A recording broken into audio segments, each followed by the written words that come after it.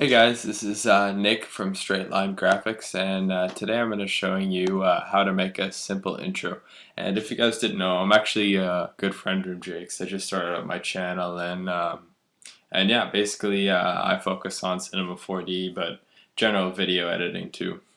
So basically today, guys, I'm going to be showing you how to make something in Cinema 4D. So here is Cinema 4D. You guys can torrent it. That would be generally what I would say is a good idea because the regular program costs around $4,000. So yeah. So once you have that, you're also going to want a plugin called ThruC. And ThruC, I'll actually put the link in the description. So now you're going to want to go to MoGraph and you're going to want to go to text object. So once you got this text, you're going to want to go to basic, no, sorry, not basic, but object. And object basically, this just shows you the main properties of the object. So right here you got the depth, so how far you want it to be in width, obviously, and down here it's height. So I'm going to put the height smaller. Then you can also click on font, and font I've got this one called Perulin. I actually really enjoy this font to use for intros, but you guys can use any font you want, and obviously they're and some are bold and italicized. So you're going to close that and it'll instantly apply itself. So once you have that, guys, if you want a quick color to yours, you're just going to double click down here and it'll create a new material. They're going to want to go to, well, you can change it. Yeah, there's also a box here if you click, and that basically makes your color. This stuff we won't fool around with. I'll show you how to use those later, like reflection and luminance and stuff like that. And you want to also check off specular, so all you have is color. Once you have that, you just want to drag it and apply it. Now once there, this plugin comes in. So you're going to want to click on ThruC and click on the main ThruC thing, not ThruC bowl or building or cutter. And you're going to want to click on 5. Now guys, there's a difference between this text object and a cube. Basically what it means is if you write 5, that means each letter is going to be separated into 5 pieces. And so you're not going to want to do something like 40, which you would do with a cube, because it separates a cube into 40 pieces. But if you separate each letter into 40 pieces, that's going to take you like 20 hours to render. So and your computer probably couldn't handle it. So I'm just going to click break now, and it's going to basically break all of them and separate all of them. Now what that does is basically, guys, it just makes a model, 5 models, as I said, for each letter. Now once you have that, you guys are going to want to add the basics. So you're going to want to add a sky and you're going to want to add a floor. Once you got the floor, you're going to want to go to coordinates and you're going to bring this up to about 10. And you're going to want to bring Z up to about 10 too. Y, don't worry about right now.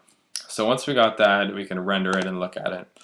And it'll be like, okay, there's a text, you know, whatever. You're going to also want to add a light because you're going to want some kind of depth to your picture so it just doesn't look like it's hanging there. So let me get this, put it over here, and you're going to also go to down to, I think it's, yeah, general. You're going to want to go to shadow map soft, and basically what that does, guys, is it creates a shadow, and this is just the intensity of the light. And also you can fool around with the different colors, but I'm not going to worry about that right now. So you click it and you can see there's a tiny bit of shadow on there. It's not too bad. I don't need to perfect it though. So once you got that down, now you're going to want to click a cube. You want to make a cube. This cube essentially is what makes the explosion. So you're going to make the cube about as long as your figure or your text, and you're going to want to make it about down a bit so it's under about there. Now once you've got that, you're going to want to highlight these two boxes until they turn red. And what that basically means, guys, is the cube is deactivated, so you can't see it when you're rendering, but it's still technically there. So once you've got that, you can go to the cube and you want to click on rigid body. So go under MoGraph, rigid body. So that means, guys, as you can see on the snipes, these, I'll just highlight all of them. Basically, the rigid body, it already activates, and it says the trigger is immediately. So that means on your timeline down here, and if you didn't know, 30 frames is 1 second if you have 30 frames per second. That basically means right when you spawn it, mine's going to explode right away because I have the cube there, which is a rigid body, which basically conquers the text and explodes it upwards. So once you've got that down, as you can see, it explodes upwards, but if you have the text without the cube, it'll just collapse on itself. And we also want to add rigid body to the floor so that if I extend this, we can watch as the pieces come down and impact on the floor again. If you don't have the MoGraph rigid body on, they'll just go right through the floor and it won't look exactly pro as VP Snipes would want it. So once we got that down, you guys can mess around with it. So basically, if you want to get more advanced into this, you can time it by using keyframes. So say we wanted it to explode at around 60. We'd essentially want to do this, go to rigid body under cube and disable it. So that what that basically means is the text just collapse on itself. So as you can see, that's also a problem. We don't want the text to collapse on itself. So we'll go to this and we'll go to rigid body and we'll disable it. So what that basically means is nothing will happen. So if you guys can see here, we'll bring it all the way to 60% or 60 frames, which is 2 seconds. We'll click enable and we'll click add keyframe. So once you've got that, once you add a keyframe here for disabled, you add one here. See, as you can see, the box is highlighted. So once you've got that, that means it's going to collapse. But you've also forgotten about your cube. So at 60, you're also going to want to enable that, which basically means it's going to explode at 2 seconds. Hope this all makes sense to you guys. I mean, if I'm confusing, just tell me in the comments. There, see? Now it explodes, nice. We're going to fast forward to just see where it goes. And there.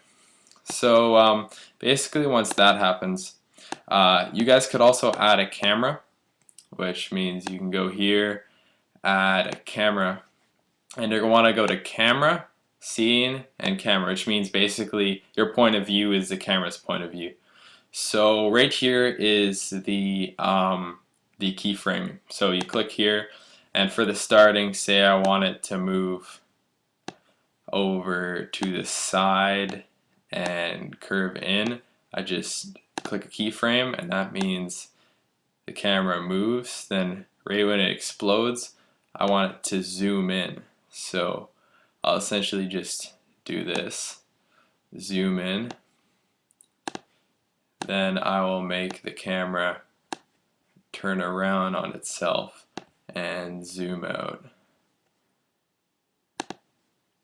Alright, so once you got that, like, you can just see it. I mean, this is a pretty amateur job, but when you guys get it, it'll look a lot better. So once you have that done, you guys basically are just going to want to make a video out of this. So I've got 200 frames, which is pretty key because I don't want it moving too much. So like that's good for me. So essentially what you guys are going to do is you're going to want to go to render settings. And if you didn't know, that's this one here. That's render a single image, and that's to start rendering. So once you're under render settings, you guys are just going to want to go to output. Put this to as many pixels as you want. 1080 is the highest. And once you've got that, you're going to want to go to where you want to save it. Type in whatever name you want. It's just a random one.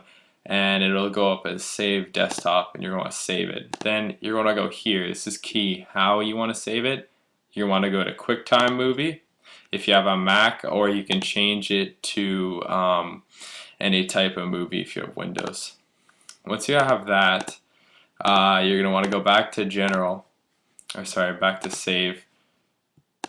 Output, sorry, from 0 frames to whenever it ends, which is 200. Now once I've got that, you just want to go to render, and it'll start rendering it for you. And that's basically it, guys. Thanks for watching, and try this yourself.